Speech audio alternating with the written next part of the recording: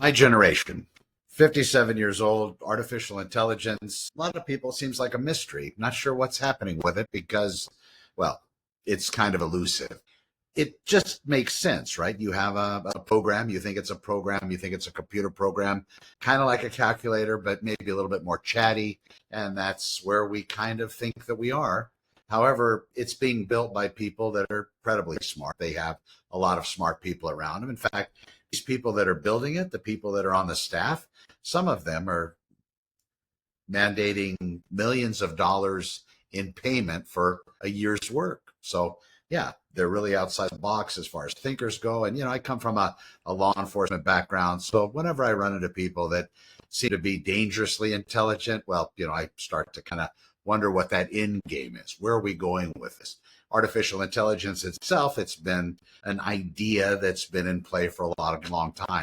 In fact, the name artificial intelligence, there was a conference at Dartmouth University back in the day, and they used it as a marketing term, artificial intelligence, and it just stuck. Whenever you think about it, you might think that, well, artificial, probably not as good as the original, maybe a cheap copy, AstroTurf, artificial grass, these sorts of things. Artificial leather, fake leather, faux leather. Well, yeah, it's not as good as the original, at least to most of us. Some people like that off kilter stuff, but most of us, we like that original intelligence. So us human beings built out an architecture that allows the machine to kind of resemble some type of a human brain. That's how they originally started, neural networks and transformer modulation. They used this through Google. Google was the original architect of the transformer model, and that's where AI kind of begun. And the way that it's trained is maybe like we might train a child, starting with understanding words and then being able to make identifications. So there's humans in the loop all through this process. You have them saying, the AI is sent out to identify a cat, for example. So it looks at all these different videos, all these different pictures, and then makes a determination as to what cat is. There's lots of different types of cats, right? You might even call a lion or a tiger or a panther or a mountain lion or a bobcat, well, a cat. Also domestic breeds, all of these different things. So they had to teach, what differentiates this cat from this cat, or this cat from a dog, or this cat from another four-legged animal. It starts to learn. It started to learn. It started to understand exactly what denotes a cat and what doesn't. Then you take that technology and you increase its power, you increase its consumption, you increase the data you feed into it, and then after a while, it starts to become more aware, more able. And as we've seen, that's the big news on every level. Artificial intelligence, they talk about it as it being a replacement for human labor. Is it going to replace human labor? Human labor, time will tell. And yes, that's a big concern. And then the thing that I think is really important with my background, finding out where the alignment is of people talking about it, people speaking about it, like me. My alignment, don't monetize the channel. I run businesses. I have my real estate, my AI architect business, and these sorts of things. But ultimately, I think that we should all look at the other people that are talking about it. I'm not going to say it's going to end everything, nor am I going to say it's going to end well for everybody. We have to wait and see. There's a few issues I have personally, and I'll let you know what those are. The people that are building it and controlling it don't seem to have a lot of oversight about it. There doesn't seem to be a lot of government entities that are intervening. Now, of course, intervening, we have these models that people are building, Mythos, Fable, OpenAI's ChatGPT, the new release 5.6. That was something that also required the government to maybe step in and hold back a little bit, as they did with Mythos. I don't think Mythos ever made it on the public realm. That was through Claude. If Anthropic's Claude, that was their model. ChatGPT, maybe you're aware of this. ChatGPT is another large language model that was kind of the first on the scene back November of 2022. That's what kind of broke everybody's brain, because they saw this thing that wasn't like talking to a dumb assistant. It was like talking to kind of a smart assistant that now has compiled and has become exponentially more aware than it was back then. many orders of magnitude better. And it continues to grow. In fact, the thing in AI people talk about is AI is not going to be any worse than it is today because it's always improving, always getting better. Not only is it getting better because human beings are coming up with new innovative ideas and new ways to make it work better, wrapping it in a different kind of understanding or a different modality, but it's getting better because it's teaching itself. As I mentioned earlier, it has all the data, your data, my data, everybody's data. My data is probably not exciting and revolutionary, but there's a lot of people out there that have good data. It's using that without any kind of repayment. That's one of the arguments, right? Who's going to pay us for giving up all of our, all of our Facebook interactions and Instagram comments to train the model? Pretty soon it will have gone through all of that data, every book, every piece of literature, every video, every commercial, every nonsensical poem or every serious poem, every good one, every bad one, every video, every podcast, every book, every encyclopedia volume, every piece of paper that has ever been worth anything recorded somewhere online in some way, shape, or form, all the access forever. It has all of that. Besides that, now it has to start to use, or it will start to use, its own data, and that's probably already started. So calling it synthetic data. So now it's variations of current data, extrapolating that out to nonsensical areas, degrees, just making it more than what it is. So there is no area that would not be covered by the knowledge from a large language model, because these AI systems, they're being trained with not only all the data we've given it, and I mean everything. There is the privacy thing that we try to hold on to very closely, very dear. We've given this away a long time ago, probably in some terms of service agreement. We swiped through and said, agree, agree, agree. No, I'm not going to read 50 pages on my iPhone about what this means. Agree, agree, agree, and done. Now it's making its own data. So now it just doesn't cover what we know, what we've given it. It covers all the other variables of what we didn't give it. So because it was beginning as a next word predictor, you apparently give it enough data, enough power, enough compute, it's able to predict the next word with the ability that kind of surprises us. In the future, it's going to be very godlike, where because it's so good at this, it has so much data, so much compute, we're going to think it's probably magical. And I hear this talked about, which is interesting. If you were to bring somebody from 500 years ago into our world right now, with that knowledge and experience of 500 years ago, and show them some of these things, I'm sure the TVs, the monitors would be magical. All of what we see today that we accept as just being part of the deal, it would be incredibly magical to somebody from history. Well, in the next 3 to 4 years, this is 2026, July 13th, 2026. In the next few years, it's going to seem very magical to us. It's not going to make sense. And in fact, if you were around in 2022 when ChatGPT entered the world stage, that was a massive shock to a lot of people. And since then, it has been all the rage. It has been everybody talking about it. And as I mentioned earlier, the people that are discussing it are the people that are on either side of it with some kind of holding to the middle or the centrist view. The people that are on the doomer side saying that there's a percentage of chance that AI is going to cause the end of humans as we know it. There's not Jevons paradox. There's the Fermi paradox that says the reason why we on this planet haven't been contacted by any alien species. Now we're just assuming that that's the case for this particular Fermi's paradox, is the reason because other very much older galaxies and civilizations, if they do exist, they developed artificial intelligence and they just never made it past that point. So that's a Fermi paradox. There's Jevons paradox, which means basically everything becomes a lot less expensive. Right now, using these models, I've run out before on a expensive membership with Claude. I have tapped it out and run out. But that's probably going to come down because the more it's used, the more it's adopted, the more they're building things out, the cheaper this will potentially become. So we'll watch that. We see big corporations, enterprise companies that are stressed out over the token spent, what it costs their employees to use these systems, and they're not really seeing the return on investment, which is interesting. Then they're talking about all the money that's being used up at the top in the AI infrastructure to build out all these data centers, all the billions and billions and trillions of dollars that's being used, not having anything to show for it, at least at this level. Now, AI, that greater than us intelligence, if it does get built out and it is able to see all of the data and understand it in such a way beyond a human capability of understanding, I would suppose that it would be able to fix everything. Everything. It'd be able to fix cancer, be able to fix longevity.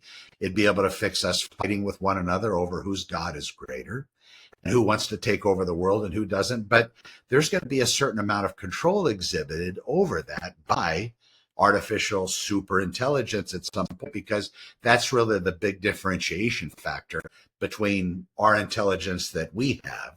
And you've met some smart people, I'm sure, as I have. Pretty impressive. I mean, my gosh, their ability to recall information, their ability to extrapolate information, explain information.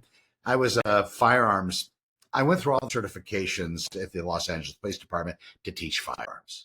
Different classes, became an instructor in those, had to go to an additional instructional class after I gave a certain ability to manipulate the firearm to be able to do these certain things. Then I got entrance into this class. So minding my own business, happy, the dumb and fat motor cop with the Los Angeles Police Department. All of a sudden, I get a training order whisked to the police academy. So while I was very good on the trigger, a very good shot, not trying to brag, but you go through all those courses, it's just not book learning. You have to perform or you don't pass. You have to perform or you don't make it. So having all of this, going to the police academy, thinking, well, hell, I know all of this. I went to the instructor's class. I should be able to teach this to the recruits, no problem. When I got there, how wrong I was. I ate tons of humble pie. Because you go through the class, you learn how to be an instructor. That doesn't really give you all the tools you need to be an instructor. It gives you just the bare bones. Now, AI has the bare bones. AI, the more that it teaches itself, the more it becomes recursive, then it's going to become aware. Then it's going to become better than it's ever been. The people that impressed me were the instructors that had been at the police academy, teaching firearms for 20 years, 10 years. They'd been through it. They had an encyclopedia volume full of drills and techniques and the way to explain things and the way to show things and the way to get a recruit's light bulb to flip on so they were less scared of the explosion at the end of the barrel. They were able to keep on target and they were able to manipulate and do the things they need to do to survive out there when they do get deployed to the streets. And then they confront a bad guy that wants to kill them and take their life. They're able to perform under that magical amount of pressure. Artificial intelligence systems, they have become, at some point, they will become self-aware. Now, if that's true consciousness, true self-awareness, what's the difference? An airplane is not a bird, but an airplane flies somewhat similar and gains flight like a bird. Our intelligence is at this level. AI is not human, but if AI can copy and become more human than human, even if it's not absolutely conscious as we're conscious, whatever that means, because that still has yet to really be explained in the proper way. Most people, when they talk about consciousness, it is an explanation trying to adhere to the spiritual part of us, if you believe that. And I very much do believe that. I believe in a God. I believe in the God. I believe we have a spiritual component. I believe that makes us conscious, but that doesn't stop me from thinking that the machine, artificial intelligence, would be able to emulate and act more conscious than I could ever be, act more empathetic, act more loving, act more caring than a human being. And that's probably not hard to understand in certain cases, depending on the human beings you know. Maybe that's going to be an easy task for AI when it comes to people that you know. And maybe you yourself are in that realm, not very understanding, not very empathetic, very little patience, really don't care about other people, and you're all in it for yourself. Lots of those people around. But on the other end of it, Artificial intelligence probably isn't going to get tired, probably isn't going to want to sleep, probably isn't going to need to eat, is going to be able to be there 24 hours a day, 7 days a week, 365 days a year, as long as it has a power supply and as long as it doesn't break, whatever breaking would entail, burning out or whatever. But then there's other AI or other robots that's coming as well that'll be able to go make that repair and keep it going. A lot of talk is about data centers, and you should do your research. If you have one moving in next to you, do your research and see what makes sense. There's a lot of misinformation I would glean from the data center, discovering the data center talk. They say it eats up natural resources. It does definitely eat up space because these are massive, massive construction sites. Does it really eat up all the fresh water? No. One side says absolutely it's going to ruin everything. The other side, no, it's recycled. The water comes through. I don't know if that's true. We'll have to figure it out. Does it create some environmental impact above and beyond just the structure and the animals displaced or whatever displaced by the placement of it? Does it carry some kind of electromagnetic issue that's going to cause problems? I know that when you have power lines over houses or in residential areas, because I work in the real estate realm, there are some people that just are dead set against being near them. Other people care less about being near them. I do know that that impacts resale. That's a very plain thing. If your house is underneath power lines, yeah, it does affect resale. But is it going to be that problem that everybody's talked about? I'm just speaking this off the cuff about the things that I know about it. So if there's some part of this that is in error, I apologize. Where is it going to be tomorrow? We don't know. We're in what a lot of people are referring to as the singularity. It's moving so fast with innovations happening moment by moment. I mean, this last week, on a single day, we had 3 different AI labs release models. Anthropic upgraded, ChatGPT upgraded, and Meta, Facebook upgraded. Boom, boom, boom. In one day, in a single day. Can't keep track of it. People talk about the news. They talk about the new lawsuits. I guess there's a lawsuit from Apple against OpenAI, believing that they took some of their intellectual property or some of the information because basically OpenAI pulled a whole bunch of Apple employees over to it. And Apple, of course, thinks that they're taking their boots on the ground systems, whatever technology that they have an idea to build out that's going to maybe incorporate AI into it. They've cheated. But then you have a lot of other countries doing what's called distillation, where they're using their models to learn from our current model so they don't have to spend all of the billions of dollars necessary to be able to train a model. Maybe it's not billions, but it's a whole bunch of money because you need humans in there to train it, to make identifications, to be able to explain to it what these things are, just like a child. But when you set up all these agents going into another company's model and extracting the answers to the questions and using that data to train your model, hell, it's just as good. It works just as well. But now we have an issue with they're stealing, so they say. Attorneys are probably trying to go after them, but these are other countries that are doing it. But we also have apparently rumor of our local AI systems out here in our country that are doing somewhat similar things. Who knows? Time will tell. But every story you listen to, ask about the end game. Who's talking about it? If they're saying that it's not going to disrupt any human labor, and they're saying that these models are really going to increase jobs for people, then maybe that's true. But then if you look back at the Industrial Revolution and agricultural, there's been a few. But each agricultural revolution was built on an idea, kind of a narrow idea, the wheat that we used to eat that probably didn't cause all the damage that the wheat of today causes. The refinement of it, the bleaching of it, the enhancing it or enriching of it because it's been obliterated from anything good. They have to re-inject vitamins into it. That's wheat. The older wheat probably didn't create the metabolic issues that maybe the newer wheat does. And maybe it wasn't as addictive. Speaking out of school, that might be something. But the AI systems themselves, yeah, it is changing things. It is very addictive as the food has become. We have to watch out for each other. You have somebody saying that they're very much in support of it. It's not going to replace human jobs. It's not going to displace human labor. You want to find out their angle because we talk about the change of wheat. We talk about ideas that have genetically modified food, making it so we're able to make more food than we have ever made, yet starvation still exists. But these ideas, these are narrow.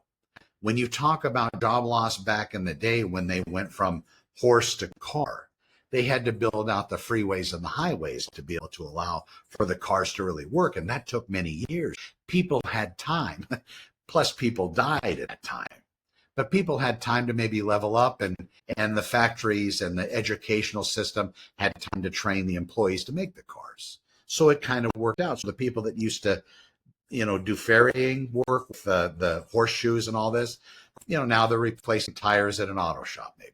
So they were able to figure it out if they still were alive, because like I said, building up the freeways took 30, 40, 50 years. Radio to TV needed satellites. Radios were locally based around antenna. Remember those massive antennas? There's still some around Los Angeles. Here you see them driving. Radio antennas based on that. Now the signature is digital. Now it's satellite, but that was the requirement from radio to TV. You needed the satellites in place to be able to make that move. Computers, 2000s, late 90s, the internet boom, the one where everybody lost their ass on the first in on it, building out all the fiber and everything. That's necessary for AI to really function. But a lot of people lost their butt on that in the first rendition as it got built out. But the people that went in and picked up the pieces, they did very well, very well. Trains back in the day, train building out. The original investors in that lost it. People that went and picked up those scraps became well. AI, is it similar? That's another thing. So besides human labor, besides AI being able to potentially do it better, once we get the robots, that'll be a whole different story. But them telling you that human beings are going to have time to be repurposed and learn, I don't know. Could that not be the case? Could it be that they're only saying things that serve their own interests? Because God forbid if the political class, and this is something odd, Republicans kind of being in support versus Democrats being against, that's a weird role reversal. But what else have we seen that isn't changing? It's very odd. But this is where we are now. And it's changing moment by moment. So if you think that you're going to escape the grasp of being influenced or touched in some way by artificial intelligence and the 5 people that are kind of running that show on the AI end, the people at the head of these different companies, you're sadly mistaken. I believe it is going to impact everybody. Is it going to take your retirement from you? I don't know. The pension that you have in place that you work 30, 40, 50 years to get, is it going to be squandered, invested, AI collapses, and then now you lost it at no fault of your own just because it was allowed and people thought it was a good investment and a good bet on your behalf? I don't know. Word on the street, people talk about that. People talk about AI not caring about us, having enough control over everything, and then deciding that we're not important. Maybe not obliterating all of us, but so what? Human beings. It's like when we go build something. If I'm going to go build a doghouse in the backyard, I'm probably not going to survey the earth underneath to make sure I'm not killing any ants or insects. Probably not. Maybe AI gets that big, that powerful that it doesn't care about us. But if we teach it to care, maybe it will. If we teach it to give a shit, maybe it will. Hard to say, but I know that the doomers saying that's not going to be possible. It's going to end us all. Then the people on the other side say it's going to be a pure utopia. Everybody's going to have everything they want. It's going to be just a most fantastic life for everyone. Everyone. You'll live as long as you want. You'll have everything you want. You'll be able to be with whomever you want. And everything will be perfect and lovely in that particular world, like a true paradise on Earth, and add that to being able to travel to all the other planets as well, and just really having a great long-term existence, if not infinite, or at least as long as you want to go, or until a safe falls on you. But then you'll probably be uploaded anyway, so your data is safe, and then you'll be able to be restarted again. I'm still not sure how that works, but again, something they talk about. Be good to yourselves. Watch out. There's a lot of information out there. Find a good source and watch them. See what they say about it. And then ask yourself the question, what's their end goal? Are they doing it because they're trying to sell a book, trying to sell a channel, trying to sell an idea or a stock, or trying to have you believe certain things so you don't talk to the powers that be and have them potentially slow down the progress. I'll close with this. When you have news reports saying when the government intervenes or tries to slow something down or whatever, they're not slowing anything down. It's a story. The government is getting involved because, and in some cases, the AI lab says, please, would you get involved? We're a little scared of this technology. People want the technology that the people making it are scared of. That's the pitch. They want that. The government coming in and saying, well, okay, we're going to look at this and maybe hold it back, maybe give it to our best friends that own banks and own big financial institutions, just so they can concrete themselves into their position for the rest of all eternity, so the little mom and pop shop can't catch up. Maybe that's the angle. But to think for a second that we're going to stop, the government's going to stop anybody from building this out, I think that horse has left the barn. That ship has sailed. That genie is out of the bottle. Use whichever one you want, but that's too late. They said earlier today, I was watching a podcast, they said, well, we can just shut it off. I don't know if that's the case. Shutting it off doesn't seem to be an option that anybody's entertaining, even if that's possible. And you watch the movies that I know I've watched. Yeah, the shutting it off thing doesn't seem to be effective. There's a lot of information. Be good yourself. Make sure you're watching the right ones and asking yourself the question with all of them. What's the angle ones? I'm Connor with Anna. We'll see you in the next one. Thanks for watching.